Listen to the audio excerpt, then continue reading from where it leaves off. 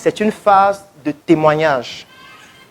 Pourquoi est-ce qu'elle est importante? Importante parce que c'est important de voir d'autres personnes comme vous qui se sont lancées et qui ont pu réaliser un certain nombre de choses afin que ça puisse vous inspirer, pour que vous ne voyez pas seulement des images, des gens qui sont en France ou je ne sais pas où, mais des personnes qui sont dans votre environnement et qui ont pu réaliser un certain nombre de choses. Bonsoir les femmes patronnes. Bonsoir. Comment vous allez? Alors, je suis Christelle Ndiami. Vous pouvez m'appeler Christou, tout simplement. Je suis étudiante en diététique, à la base infirmière, parce que j'ai suivi une formation en soins infirmiers quelques années avant. Et voilà, actuellement, je suis étudiante en diététique. La Startup Academy, je l'ai découvert à travers les réseaux sociaux, Facebook, parce que nous tous ici, on sait que s'il y a quelqu'un qui sature sur Facebook, voilà là-bas, à toute heure, à tout instant, il publie. Donc, à travers une amie, j'ai découvert, en fait, à travers le Facebook, le docteur Claudel Noubissier lançait un projet qui était ses chroniques entrepreneuriat sur WhatsApp. Et il était question d'enregistrer, en fait, son numéro pour pouvoir en bénéficier. J'ai donc enregistré son numéro et voilà, je bénéficiais chaque jour. J'étais une abonnée, pas possible. Chaque matin, chaque nuit, je regardais ses statuts.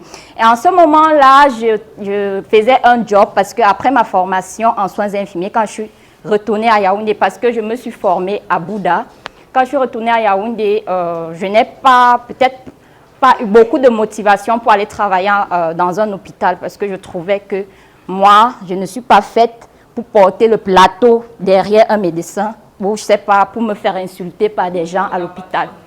Alors, un matin, j'ai publié sur mon statut, j'ai eu la chance, je ne peux pas vous dire la joie que j'ai eue le jour-là quand le docteur Claudel a commenté mon statut.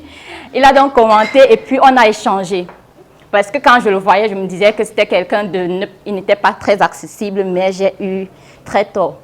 Donc, on a échangé et puis il m'a dit, je peux t'aider, on peut t'aider, tu peux venir à la start-up, on cause et tout. Je passais un moment très difficile de ma vie, j'ai eu beaucoup de coups durs, j'ai perdu beaucoup d'êtres chers en espace de quelques mois, je peux dire ça comme ça. Du coup, j'étais off psychologiquement et parfois je me demandais ce que je vais devenir. Donc, ici à la start-up, le docteur Claudel a mis sur pied sa formation un mois pour devenir mon propre patron que j'ai décidé de suivre. Mais quand je venais suivre cette formation, parce que je suis une passionnée de cuisine, j'aime bien la cuisine en fait. Depuis que je suis toute petite, j'aime la cuisine. Et je commençais également, grâce à mes épices, parce qu'au fur et à mesure je lisais à quoi servaient mes épices. Grâce à mes épices, j'ai commencé à développer une autre passion en la diététique. Et également, je faisais des jus, des smoothies, des jus de légumes et de fruits tout le temps pour mon plaisir, juste pour expérimenter. Et quand je suis venue à la formation, un mois pour devenir son propre patron, je n'avais pas de projet particulier. Je voulais juste vendre mes smoothies ou alors faire des livraisons, des plats diététiques. Un jour, quand il fallait présenter son projet, j'ai présenté mon projet. Et le docteur Claudel m'a dit que c'est un danger. Ce qu'elle veut faire là, elle veut tuer les gens. Parce que il ne voit pas comment je vais jouer avec la santé des gens. Je suis infirmière, certes, mais je ne connais pas sur quelle base il faut prescrire un régime alimentaire à quelqu'un jusqu'à préparer un plat pour aller lui livrer parce qu'il doit maigrir, alors parce qu'il doit soigner son diabète et tout. Et également, il m'avait mis en contact avec Mama Bio, la maman des mamans, qui me fascinait.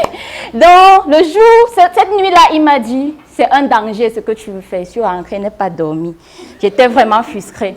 Mais après, je me suis dit, non, tu es déjà à un niveau où il faut faire quelque chose. Tu dois te faire connaître et tout. Et tu dois avancer.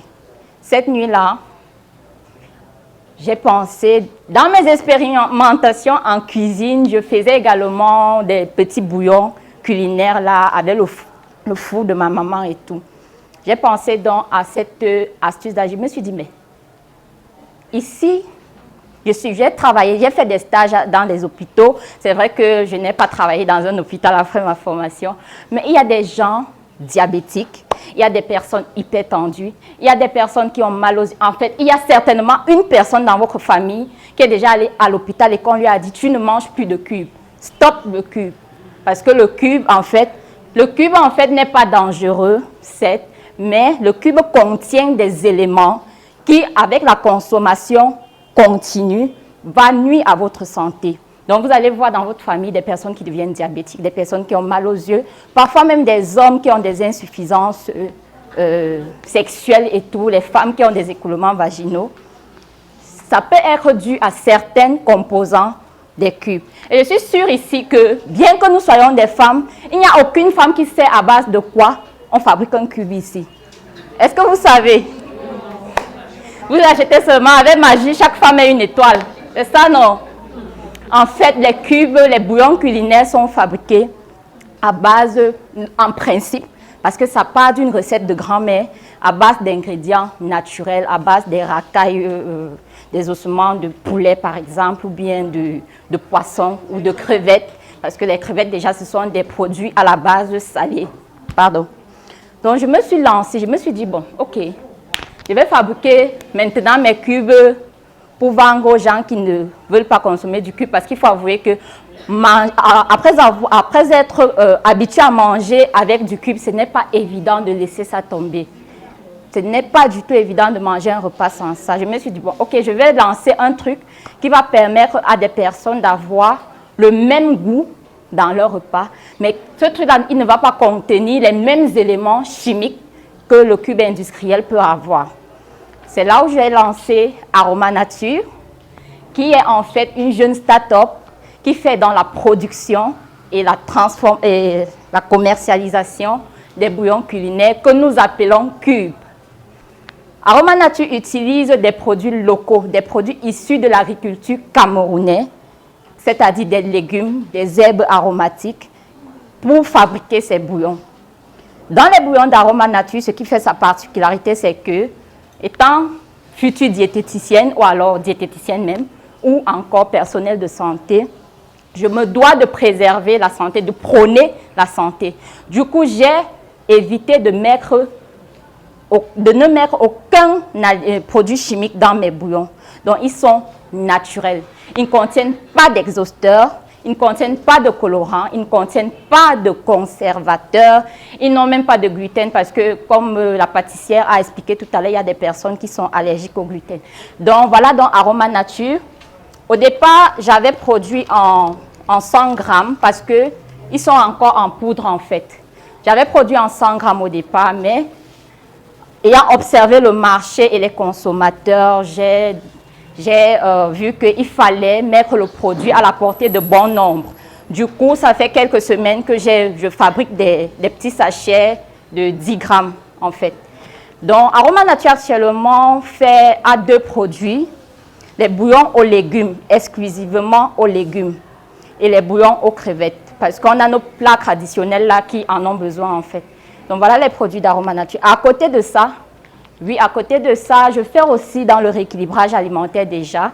Je n'ai pas peut-être l'expérience de ma maman, mais j'utilise peut-être mes patients ou alors pour évoluer, pour qu'à la fin de ma formation, que je sois déjà une petite maman bio. Donc, je fais également dans du rééquilibrage alimentaire et motivation sport, parce que je pratique beaucoup de sport. Vous pouvez voir sur mon corps, bon, c'est vrai que je suis toute couverte aujourd'hui, mais j'ai un corps assez ferme parce que je pratique assez de sport et je motive également beaucoup de gens à le faire parce que la santé se trouve dans ce qu'on mange, la santé se trouve dans ce qu'on fait au quotidien et le sport en est aussi pour beaucoup. En fait, il faut retenir que la santé, c'est 70% d'alimentation et 30% d'exercice physique. Donc, s'il y a des femmes qui veulent maigrir dans la salle, sachez qu'avant de maigrir, ce ne sont pas des tisanes ou autres, c'est votre alimentation et c'est l'activité sportive qui va vous permettre d'avoir le corps que Maman Bio a aujourd'hui à